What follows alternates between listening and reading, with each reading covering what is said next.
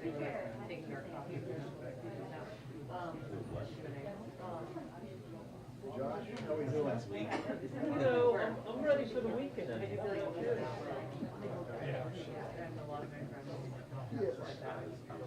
admire your precision.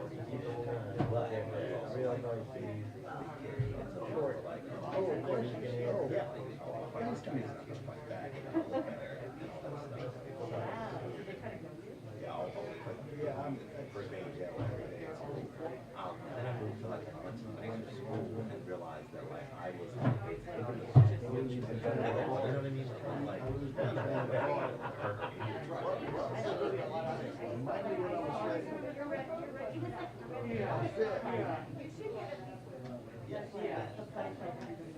Surprisingly,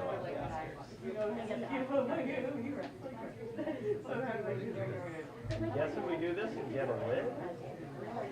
But I had heard that maybe we're going to drop the extras out and then call it a quit. But no idea. Yeah, quit while they're ahead. Or maybe not ahead. I think Biden's put the tweet out while we're thinking about the gun thing. I was thinking like, What do we have? I've got a couple other questions. Big day to be pool. I used your full question probably 15 times on a... The one about being butchered? Administration policy may not be received. Chinese foreign minister's books on cases. She's not here alone. You know that that's like the only. I think that's the only. I think that yeah.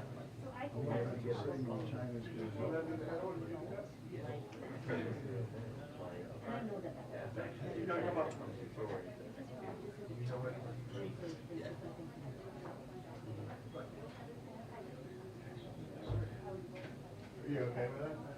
Yeah, I think. That's why we should.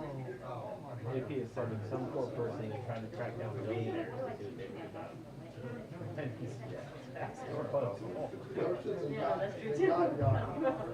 Yeah, exactly. Just go to the docks of like the Mediterranean, the Italian Riviera.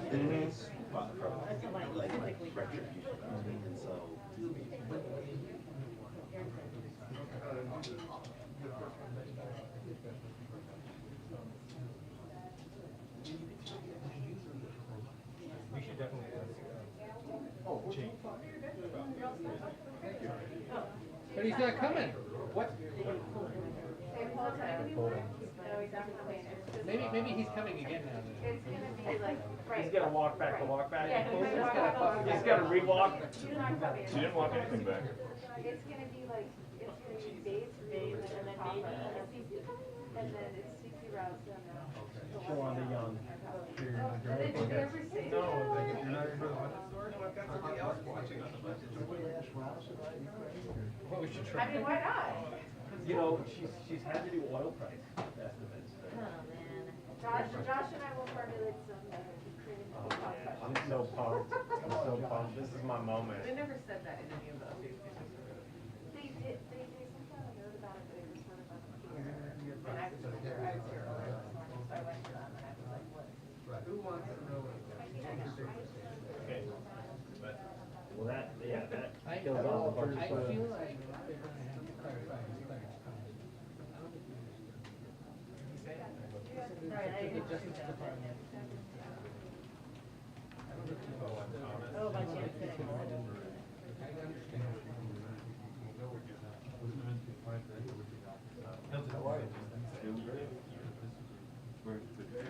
Where you want? I'm up by, you're good. Thank you.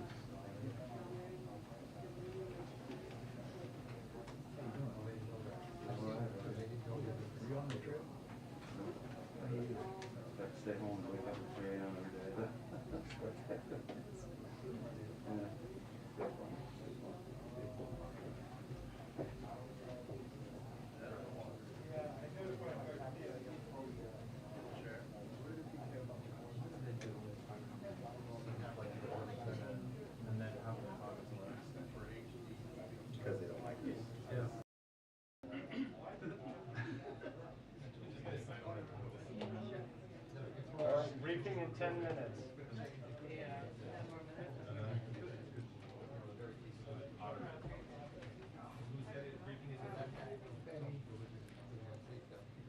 Yeah, I see what you mean, Nancy.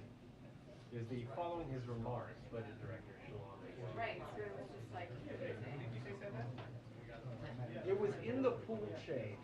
Yeah, should I get some sort of like pool report? She said email. It was from Amanda Finney to the pool chain. Oh, to the pool chain. Where So to the people that aren't on the pool chain, we know nothing. it basically said, following Biden's remarks, Budget Director Shalom Begun and CA Director Cecilia Rouse, herself, she's chairless. So, that's all. We'll conduct an on-camera briefing on the budget.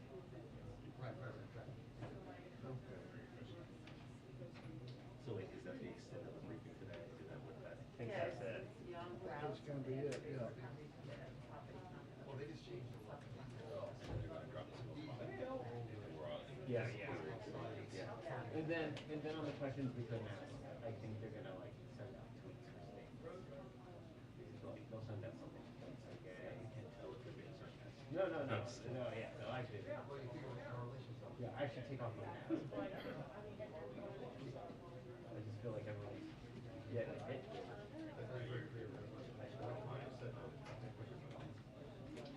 So it's a prep briefing at quotation marks. right. Yeah. Definitely. It's a press briefing, if you like want to ask them questions about the budget, they're not, they're not. Like, right, that's all.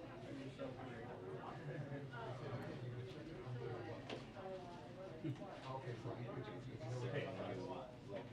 Yeah, exactly. That's okay. Actually, can I get stuck in this? If I don't.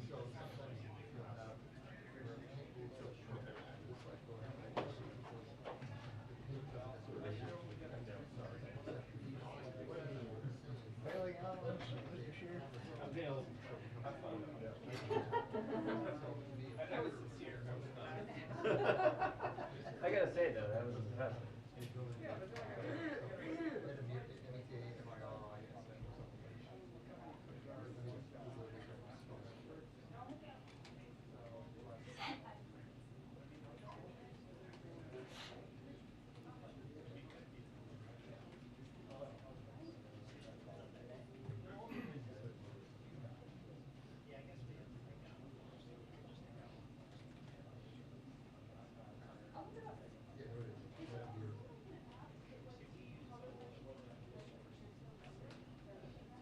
Well, old cats don't almost have an RGB, like you get a cord puncher, well, cord, you're right, they still work on that, it's basically yes. So that, you have to assume this sensor is, have a color meter that you're, because the capital, I go to the same place all the time, checking to see how far I get off. You know, which is sort of interesting. Yes, a good one was reported a few years ago.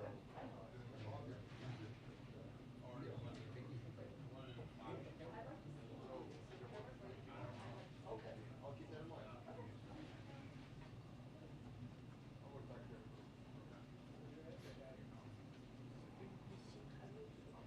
I don't usually come to usually songs area.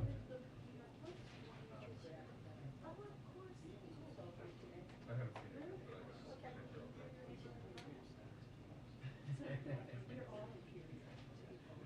We all are.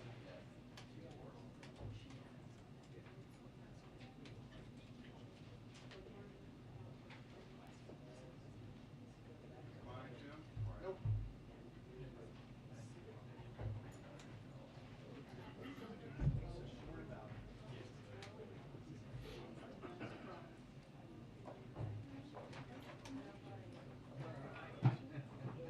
Got it.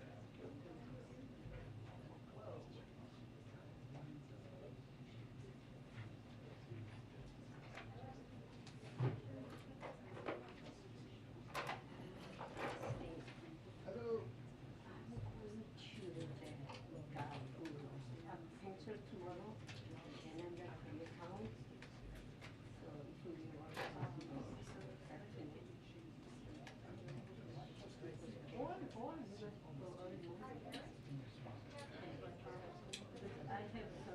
anchors. Yes, sweet.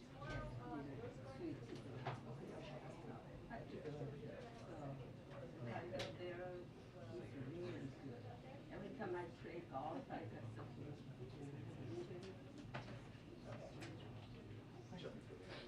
So then you know.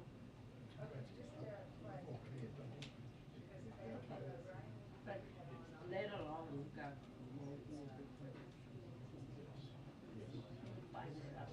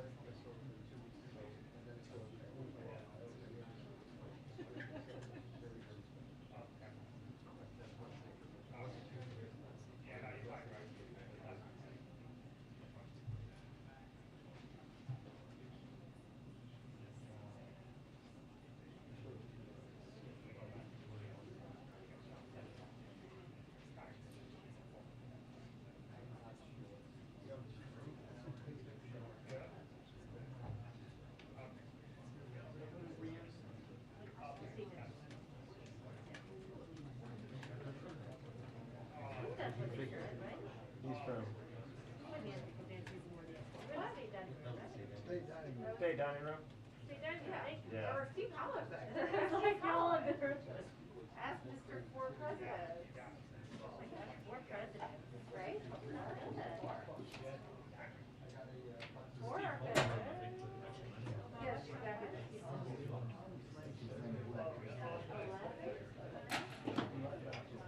Wait, how many is this your fourth?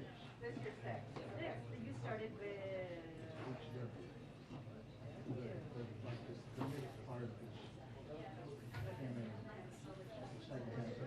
You basically lived through Putin's rise. Yeah. And maybe his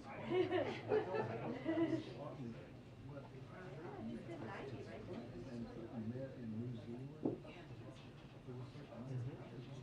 Oh, that's fun. That's so sweet. So fun. You should have been at peace.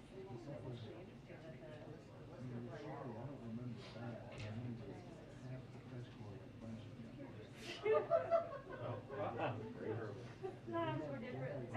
Those are the memories that matter. I know. That's fun.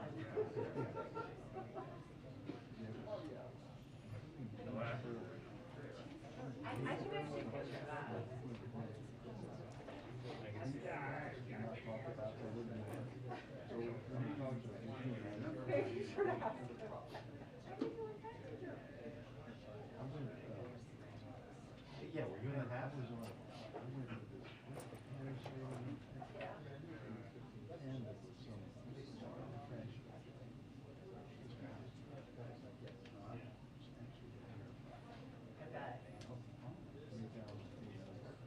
How was the bungee jumping out? Did you do the bungee jump? Oh, yeah. I'm afraid of heights. I haven't done bungee jump. Thanks for a little bit.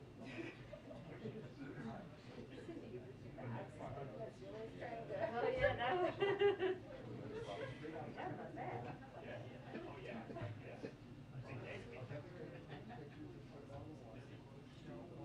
I would read 10,000 words about the rise and fall of people from the White House.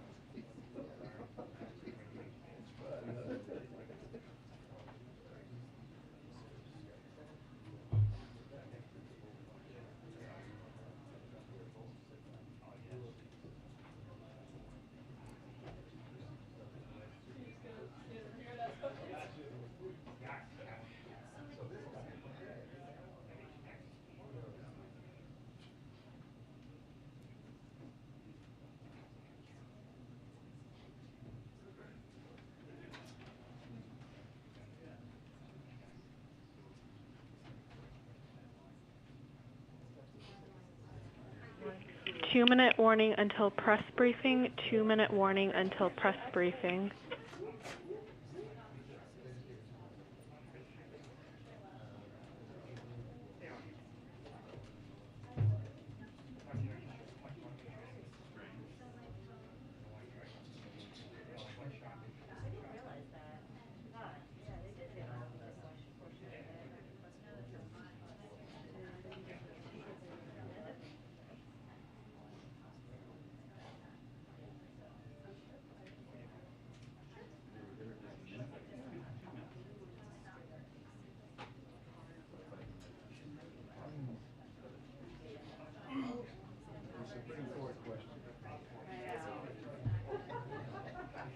Pretty sneaky. Yeah.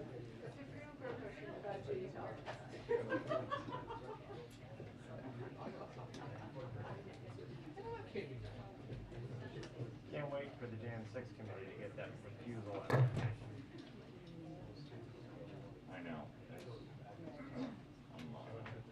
Oh, yeah. I don't think I'm gonna make my 3:30 script deadline today.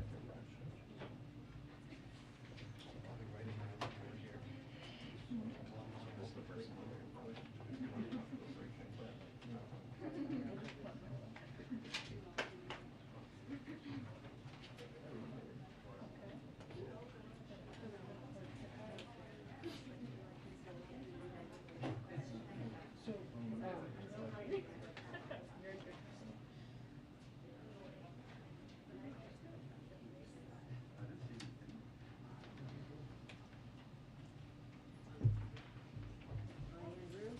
Good afternoon.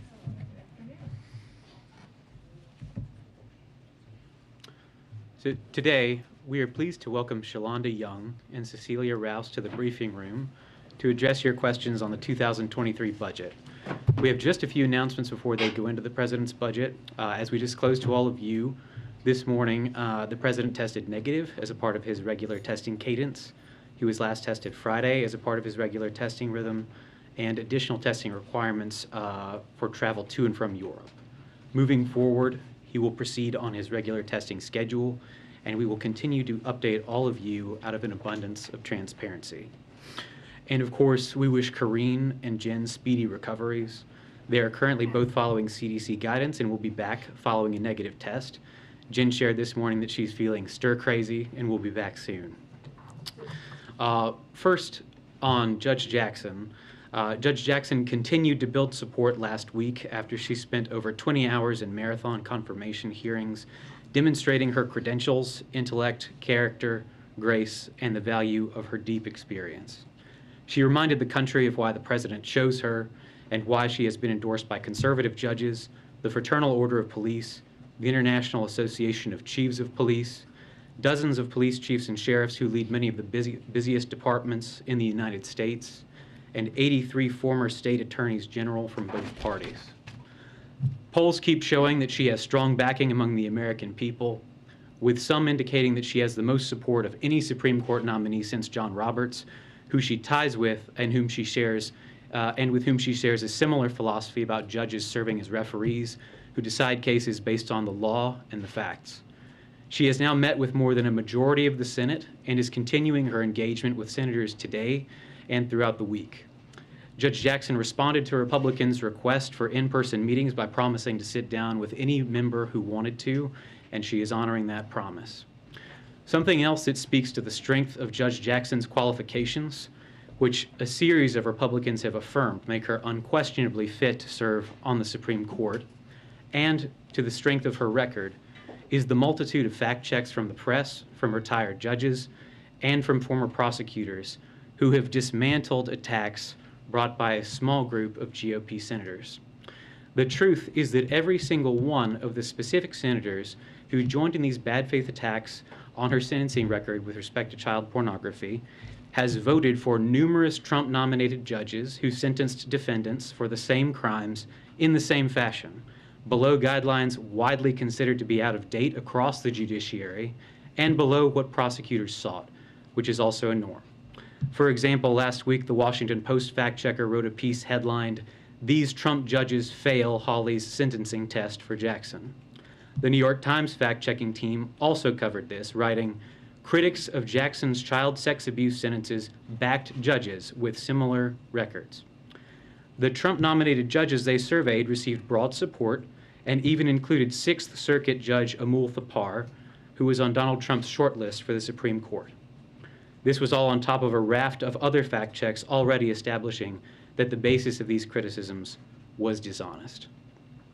And then, in terms of the budget, as you heard the president discuss earlier today, he has released his second budget, which builds on historic deficit reduction his agenda is delivering by means of the fastest economic growth in almost 40 years, on top of record-breaking job creation and unemployment reduction in 2021. The president's budget will help bring more jobs back to America, make us safer at home by increasing funding for police, and more secure in the world by investing in our national security and alliances. And it will pay for these crucial policies by asking the ultra-wealthy, the top 100th of 1% of Americans in terms of income, billionaires and 100 millionaires, to pay an income tax that's aligned with what most people in the workforce pay. We encourage Republicans in Congress to support that approach, rather than their proposal to raise taxes on half of working families and taking health care coverage away from millions, while gutting protections for Americans with pre-existing conditions in order to hand out even more tax giveaways to the wealthiest. Shalonda Young is joining us for the first time in the briefing room. She is the Director of the Office of Management Budget, having been confirmed by the Senate with bipartisan support earlier this month. As director, she serves as a senior advisor to President Biden and plays a critical role in implementing the president's vision across the executive branch. Previously, Shalonda was the acting director of OMB for the last year and the clerk and staff director for the House Appropriations Committee, where she oversaw the $1.3 trillion annual appropriations bills. We're also joined by Cecilia Rouse, who has been here numerous times, who is the chair of the Council of Economic Advisors and a member of the President's Families Cabinet. As a quick introduction, she is a world-respected labor economist who recently served as dean of the Princeton School of Public and International Affairs. She previously served as a member of the Council of Economic Advisors in the Obama-Biden administration and on the National Economic Council in the Clinton administration. And with that, I'm going to turn it over to each of them who will give remarks, and then I'll call on folks for questions. And then once we're done, we're happy to take more questions from y'all throughout the day in the press office.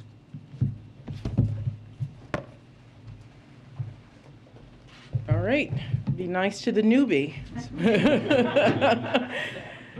For OMB director, this is like prom day, so I'm very happy to be here with you today. You've heard the president say this, you heard him say it this morning. Budgets are about values. In his 2023 budget puts our values to work in 3 key ways. First is fiscally responsible. The budget shows that we're on track to reduce the deficit by more than $1.3 trillion. This is the largest year-over-year decline in history, and less than half of the deficit the president inherited. And that's no accident. It's a result of the President's strategy to combat the pandemic and grow our economy, a strategy that has built on smart investments and helped jumpstart our recovery. And that strategy has paid off. In 2021, we created more than 6.5 million jobs, the most our country has ever recorded in a single year. Our economy grew 5.7%, the most in 40 years. And the unemployment rate has fallen to 3.8%, the fastest decline in recorded history.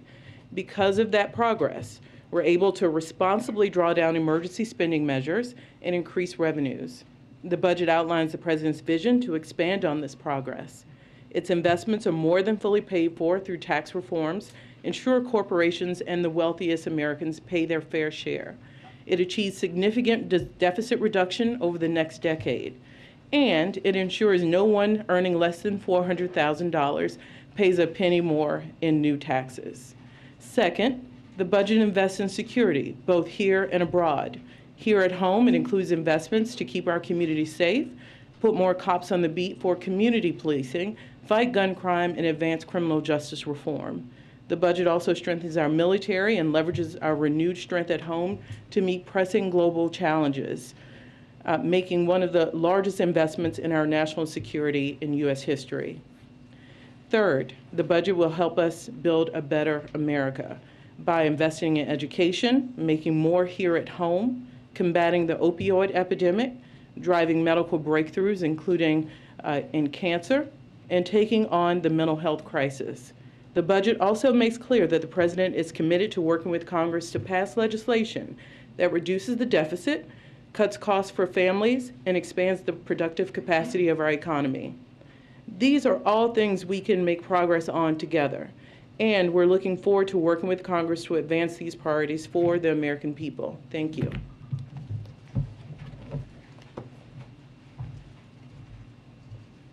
Good afternoon. This budget builds on the solid economic gains of the first year of this administration. The recovery over the last year has been extraordinary, quicker than independent forecasters had projected. Over 2021, real output grew by 5.6%, the fastest since 1984. The unemployment rate fell at its fastest pace since modern data began in 1948. The labor force participation rate of Americans ages 25 to 54 grew by the most since 1979. This robust recovery has put us in a strong position today. The U.S. economy is more than 3% larger in inflation-adjusted terms than it was just before the pandemic, the fastest recovery in the G7. Healthy household balance sheets and a strong labor market make us more resilient to external shocks. The strong recovery has also put us in a better fiscal position as faster growth helps lower the deficit. The budget builds on this solid economic growth. It is a continuation of President Biden's commitment to address long-standing issues in the economy and make investments that will ensure robust, sustainable, and equitable growth. First, the budget is fiscally responsible. Thanks to the American Rescue Plan, revenues are up and pandemic relief can slow down. The result is deficit reduction, which will help ease long-term inflationary pressures and make our fiscal trajectory more sustainable. Second, the budget bolsters domestic and foreign security. Increased security here and abroad not only protects lives, but it also reduces uncertainty, which allows economic activity the room it needs to renormalize and grow. Third, the economy makes important investments in the American people. A healthy, cared-for workforce is a productive workforce, and it lowers costs for families, easing price pressures over the longer term. Now, I'd like to close with a word about our forecast. In many ways, the forecast looks healthier today than it did when we locked it all the way back last November. The economy has created, on average, 600,000 jobs per month since then, including through the Omicron wave. And the unemployment rate has fallen an additional 0.8 percentage point. Challenges have also arisen since last November as well. The most obvious is the Russian invasion of Ukraine. This may well put upward pressure on energy and food prices. That, in turn, could reinforce inflation, which was already an issue prior to the invasion due to the pandemic, supply chain constraints, and a strong demand for goods. But as I said earlier, the strength of our recovery has put us on solid ground to weather economic shocks, Independent forecasters anticipate that inflation will come down. Americans are back to work and the economy is strong.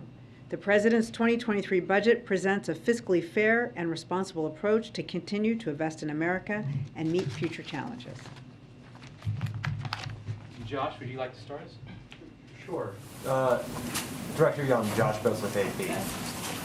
I want to understand the reserve fund for whatever comes out of negotiations with Congress. You said on the call this morning that talks are ongoing. The budget says of the President's priorities, they include the expanded child tax credit, something that we previously believed was off the table. Can you give us a sense of where negotiations are and what we could expect in terms of how active they are, such that you felt obligated to exclude those priorities from the total? One, let me start where you ended. They're not excluded. What we didn't do is detail things, so we did not get ahead of negotiations. You probably heard that I spent a little time on Capitol Hill. What we don't do is get ahead of congressional negotiations.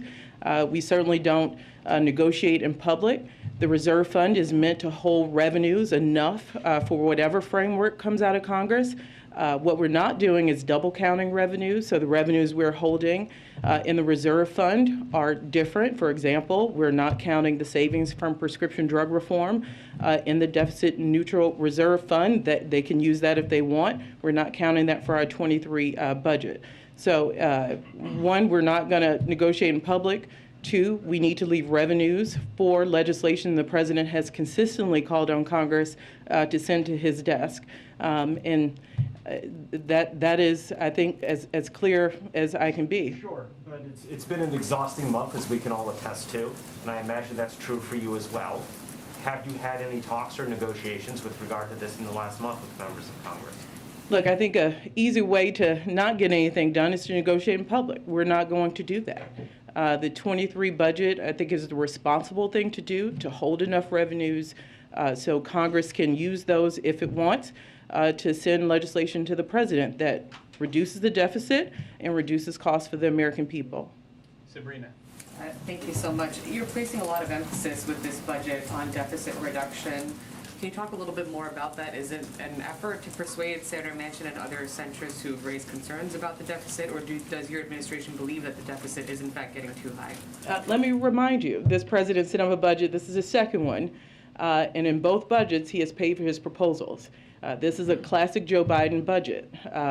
So just as he did last year, we're putting forward proposals that do two things. Establishes a tax system that's fair, where corporations and the wealthiest pay their fair share, but it has the added benefit of paying for needs of the American people, like reducing child care. What specific proposals beyond the wealth tax would lower the deficit by $1 trillion over the next decade, as you say?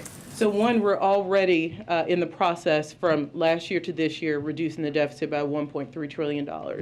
The proposals in the budget would also bring about another $1 trillion decrease. In addition to the billionaire income tax proposal that we have in the budget, we also believe that we should take the individual rate back to 39.6%, and also bring corporate tax rates back up, not even quite back up to where they were before the Trump tax cuts. Steve?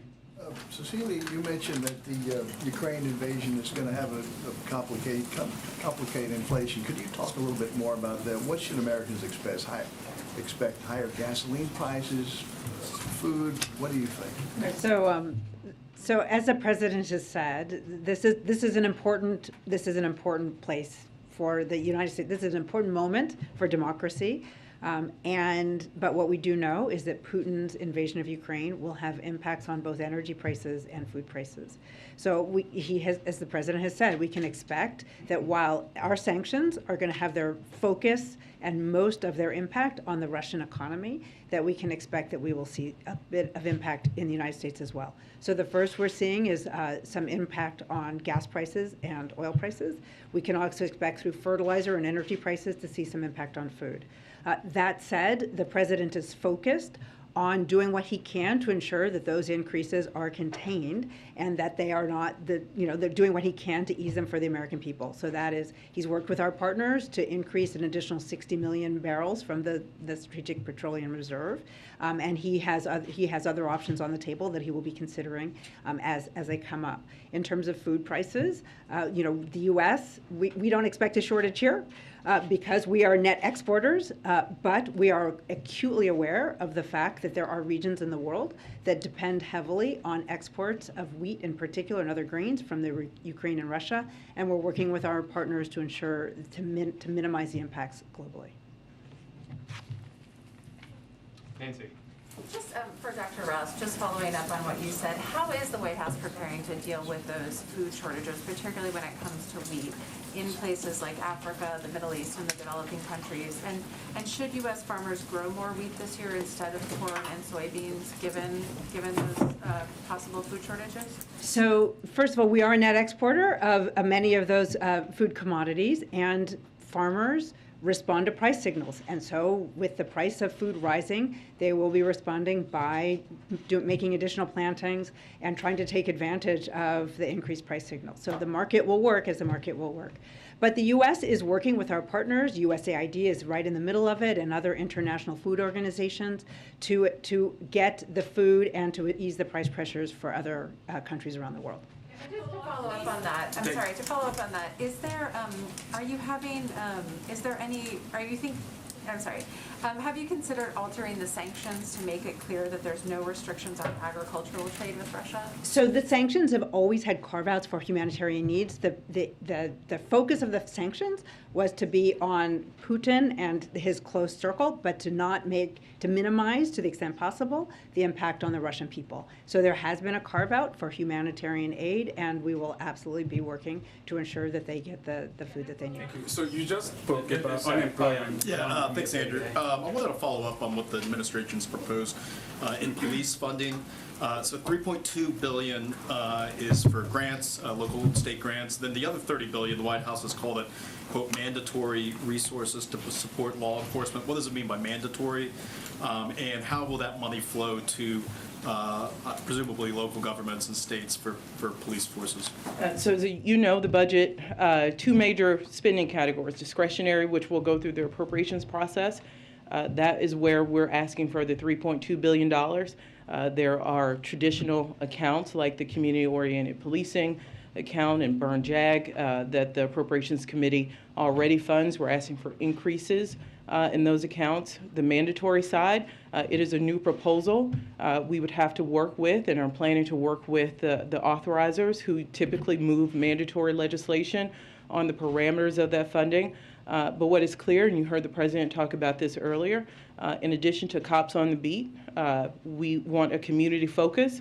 We also know that it takes a comprehensive approach, that police forces around the country should have mental health services, psychiatrists. That's why our community violence initiative, we're asking for money not only in DOJ and in HHS on the discretionary side.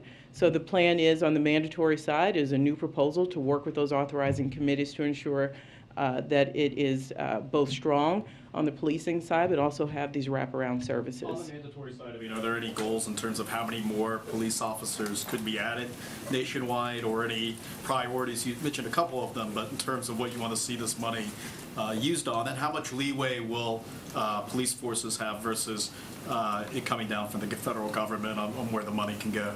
As you know, these decisions are best made at the local level, not even the state most often when it comes to policing efforts. So what we plan on doing is working with the judiciary committees to ensure that we provide flexible enough funding, but be very clear that we expect a community focus, and also that we have the wraparound services necessary, including mental health services, to make sure that we bring down violence in our communities.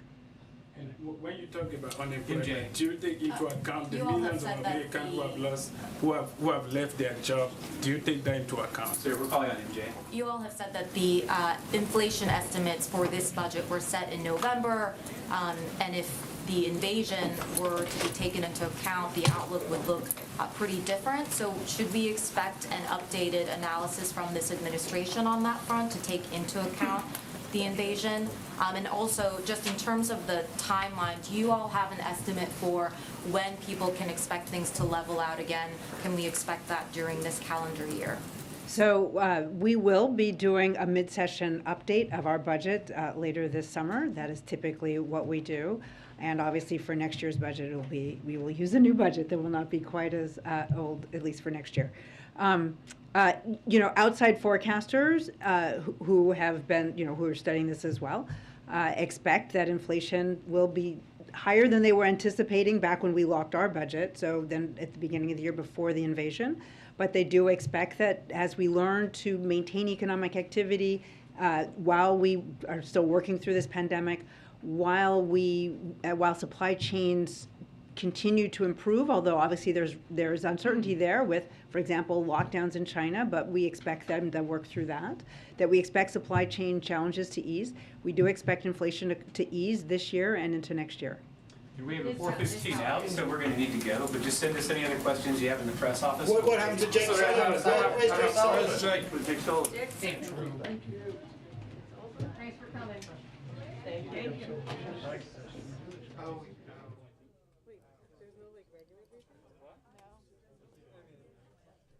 I mean, I get that it's great, but I mean, yeah, I know, but still.